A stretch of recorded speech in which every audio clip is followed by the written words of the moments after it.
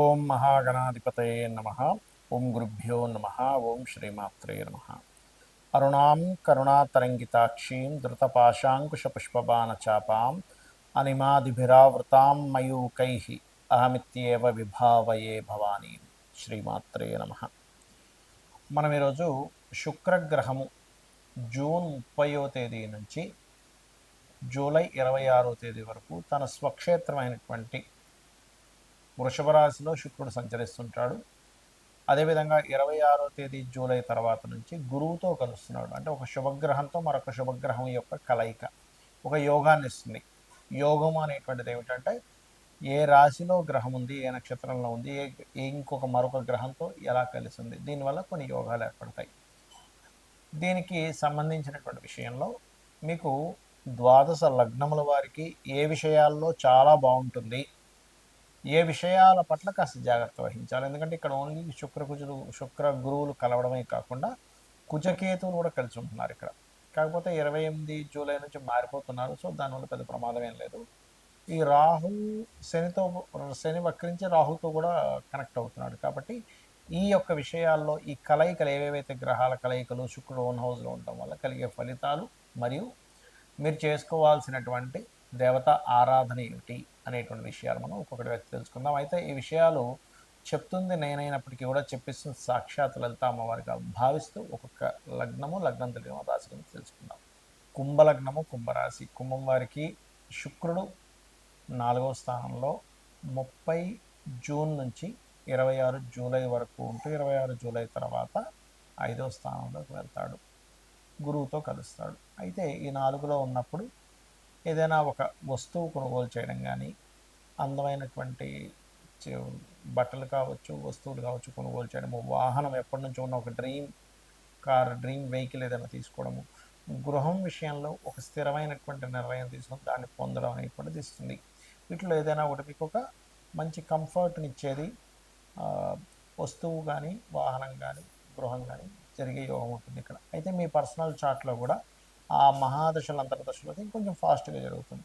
ఇక పంచమంలోకి వెళ్ళేటువంటి శుక్రుడు ప్రధానంగా ఇక్కడ సంతానానికి సెటిల్మెంట్. ఎప్పటి నుంచో మనం అనుకుంటే ఉంటాడంటే మా పిల్లలకి డిగ్రీ అయిపోయింది, 30 ఏళ్ళు వచ్చేస్తున్నాయి, 28 ఏళ్ళు వచ్చేసాయి, ఇంకా ఎందులో జాయిన్ అవ్వలేదు, వీడు ఎందులో జాయిన్ అవ్వకపోతే మరి ఎట్లా సెటిల్ అవుతాడు అనేటువంటిది ఒక ఇది ఉంటుంది. కాబట్టి ఈ యొక్క విషయంలో శుక్రుడు తోడ్పడతాడు. కాకపోతే లగ్నంలో రాహు ఉండి శని వస్తున్నందుకు ముఖ్యంగా కుంభలగ్నం లేదా కుంభరాశి వారికి కొంచెం ఊహలు ఏమవుతుందో ఏంటో అనే ఒక భయము, ఒక రకమైనటువంటి ఇమాజినేషన్స్ పెరుగుతూ ఉంటాయి. కాకపోతే శుక్రుడు 4-5 స్థానాల్లో ఉండేటువంటి శుక్రుడు ఏదో ఒక వస్తువు గృహం మాత్రం ఇచ్చి తీరుతాడు. ఇక్కడ కొత్త కోర్సెస్ అయినా చేస్తారు.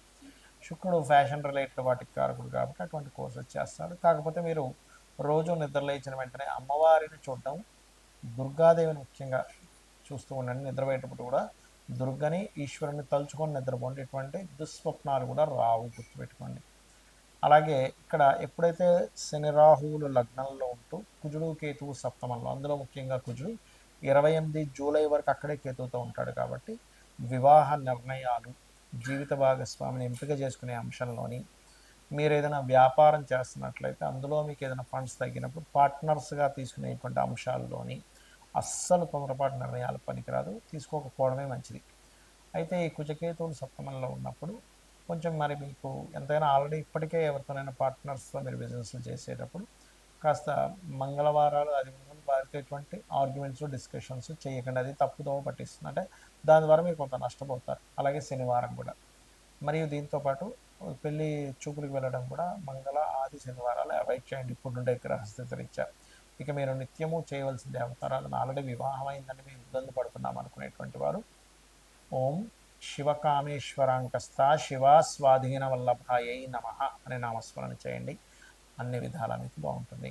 శుక్రగ్రహం గనక మీ జన్మజాతకంలో ఓన్ హౌజెస్లో, ఇప్పుడు గోచారంలో ఎలా అయితే వృషభంలోకి వెళ్ళాడో అలా ఓన్ హౌజెస్లో కనుక ఉన్నట్లయితే ఇంకొంచెం యాక్టివ్గా అవుతుంది. ఇక్కడ శుక్రగ్రహం విషయంలో కానివ్వండి, శనిగ్రహం విషయంలో కానివ్వండి, చాలామందికి కొన్ని అపోహలు ఉన్నాయి. శని అనగానే పూర్తిగా బాగోదు అనుకుంటారు, శుక్రుడు అనగానే చాలా బాగుంటుంది అనుకుంటారు. ఇక్కడ ఏంటంటే శుక్రుడు లగ్జరీకి కారకుడు. చిన్న ఎగ్జాంపుల్ చెప్తా చూడండి. ఇప్పుడు బాడీ పార్ట్స్లో కూడా శుక్రుడు కారకత్వాలు ఉంటాయి. అలాగే కిడ్నీసు, దృష్టి, ఈ రకంగా అనేకమైనటువంటి విషయాలు. ఇప్పుడు కిడ్నీలు కొంతమందికి 90 ఏళ్ళు 100 ఏళ్ళు వచ్చినా బ్రహ్మాండంగా పనిచేస్తాయి. మరి కొంతమందికి 20-30 ఏళ్ళకి ఇబ్బంది పడతారు. అంటే ఏమిటి, దాని మీద ఏదో నెగటివ్ ఇంపాక్ట్ పడింది మెడిసిన్స్ ద్వారానో ఇంకోటి మీకున్న అలవాట్ల ద్వారానో. మరి అందరికీ కిడ్నీలు ఎందుకు అలా పనిచేయమంటే అది ఉండే బలాన్ని బట్టి. అందరికీ దృష్టి ఎందుకు షార్ప్గా ఉండదంటే అది ఉండే షార్ప్ కళ్ళని వాళ్ళు ఎంతవరకు కాపాడుకున్నారు, ఎట్లాంటి ప్రికాషన్స్ తీసుకున్నాం అనే దాని మీదే. ప్రతి గ్రహము కూడా రవి దగ్గర నుంచి కేతువు వరకు కూడా ప్రతి గ్రహము దాని కారకత్వాలు ఇస్తుంది. అయితే శుక్రుడు మాత్రం బాగున్నాడు అంటే మీ జన్మజాతకంలో బాగుండడం అంటే ఏమిటో మొట్టమొదటిగా తెలుసుకోవాలి. అందరూ ఏకాదశంలో అన్ని గ్రహాలు బాగుంటాయి అంటాడు, కానీ శుక్రుడికి ఏకాదశం పనికిరాదు, 6వ స్థానం పనికిరాదు శుక్రుడికి. 12వ స్థానం బ్రహ్మాండంగా పనిచేస్తుంది శుక్రుడికి, ఎందుకంటే సుఖాలను ఇచ్చే కారకుడు. కాబట్టి 12 శుక్రుడు మంచి లగ్జరీ లైఫ్ను అనుభవిస్తాడు, ఇది గుర్తుపెట్టుకోండి. మిగతా ధనస్థానము, లేకపోతే 4వ స్థానము, 5వ స్థానం ఇవన్నీ కూడా ఓకే. కాకపోతే ఇక్కడ ఏంటంటే లగ్జరీ లైఫ్ ఇచ్చేవాడు శుక్రుడు. కానీ శుక్రుడు మనకు లగ్జరీ లైఫ్ లేదు అని బాధపడుతుండేటువంటి వారు, లేదా ధనము లేదు అని ఇబ్బంది పడేటువంటి వారు, వివాహం అవ్వట్లేదు అని ఇబ్బంది పడుతుండేటువంటి వారు అందరికీ కూడా శుక్రగ్రహం ఎక్కడో దగ్గర ఇబ్బంది అయింది, లేదా స్త్రీ వల్లే శాపము. చూడండి, ఒక్కోసారి స్త్రీ శాపం ఉందండి, అందుకే నాకు ప్రతిసారి లేడీస్ ఇబ్బంది అవుతుందండి అని చెప్తూ ఉంటారు కొంతమంది. అంటే దాని అర్థం ఏమిటి, స్త్రీకారకుడైన శుక్రుడు ఎక్కడో పాడయ్యాడు. పాపగ్రహాల మధ్యన ఉండడము, 6వ స్థానంలో శత్రుక్షేత్రంలో ఉండడము, ఏకాదశంలో ఉండడము. చాలామంది ఏకాదశి అంటే మంచిది అనుకుంటారు, కానీ శుక్రుడికి మంచిది కాదండి. అందరికీ మంచిదే, కానీ శుక్రుడికి మంచిది కాదు. ఇది బాగా అర్థం చేసుకోండి. ఎనీ మ్యారిటల్ లైఫ్ డిస్టర్బెన్స్ ఉన్న జాతకంలో ఏకాదశ శుక్రుడు 90% ఆఫ్ జాతకాల్లో ఉంటారు. రీసెర్చ్ పాయింట్ ఆఫ్ వ్యూలో చెప్తున్నాను నేను మీకు. శాస్త్రంలో కూడా ఉన్న విషయం నేను చెప్తున్నటువంటిది కాదు. అలాగే మరొక విషయం ఏంటంటే, ఇక్కడ మీకు శుక్రగ్రహ బలం పెరగాలి, ఎందుకంటే ప్రతి ఒక్కరికి ధనం కావాలి, లగ్జరీ కావాలి, సుఖాలు కావాలి అనేటువంటిది ఉంటుంది, కంఫర్ట్, గృహము, వీటన్నిటికీ కారకుడు కాబట్టి శుక్రుడు. మీరు అసలు మీ శుక్రగ్రహం ఏ గ్రహాల ద్వారా అది కంబస్ట్ అయింది, ముఖ్యంగా రవితో కంబస్ట్ అవుతాడు ఎక్కువగా. అంటే అన్నీ స్ట్రక్ అయిపోయి ఉన్నాయండి, కారు ఉంది కానీ అది రిపేరే పక్కన ఉంది అంటుంటాడు, గృహం ఉంది కానీ అందులోకి వెళ్ళలేకపోతున్నా అంటాడు, అన్ని క్వాలిటీస్ ఉన్నాయి కానీ ఎందుకో జీవిత భాగస్వామి దగ్గరగా లేరంటారు. బికాజ్ ఆఫ్ శుక్రుడు కంబస్ట్ అవ్వడం వల్ల. ఎవరితో అవుతాడు, సూర్య భగవానుడు ద్వారా శుక్రుడు ఎప్పుడైనా కంబస్ట్ అవుతాడు. సూర్యుడు వల్ల చాలా గ్రహాలు కంబస్ట్ అవుతాయి, గురుమౌర్జమి, శుక్రమౌర్జమి, ఇలా చాలా ఉంటాయి. బట్ శుక్రుడు పర్టికులర్గా ఎక్కువ కంబస్ట్ అవుతాడు అన్ని గ్రహాల కంటే కూడా.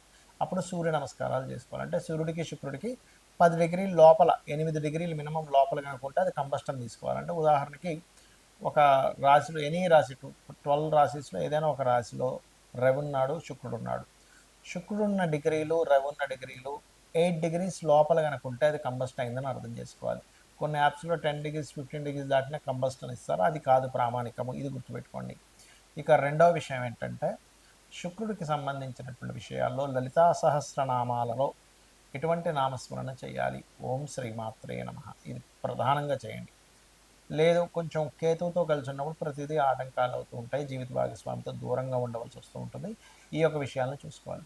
ఒక్కొక్కసారి జీవిత భాగస్వామి లేదా అక్క చెల్లెళ్ళు, అన్నదమ్ములు, ముఖ్యంగా అక్క చెల్లెలతోనే జీవిత భాగస్వామితో వాళ్ళు కొంచెం ర్యాష్గా ఉండడము, కొంచెం ముక్కుసూటిగా ఉండడం, అసలు కుండ బద్దలు కొట్టినట్టుగా చెప్పడం, ప్రతిదానికి ఘర్షణ పడడం జరుగుతుంటాయి. అలాంటప్పుడు దానికి కారణం ఏమిటి అంటే, ఈ శుక్రుడు ఎక్కడో మీకు పాపగ్రహాల నడుమ ఉన్నాడు, శని కుజులతో ఎక్కడో ఉన్నాడు.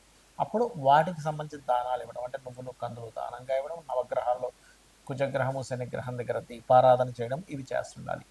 మరి గురు శుక్రుల కలయిక మీ జన్మజాతకంలో గనక మీ పర్సనల్ చార్ట్లో మిథునంలో కానీ, తులలో కానీ, లేకపోతే కన్యలో కానీ,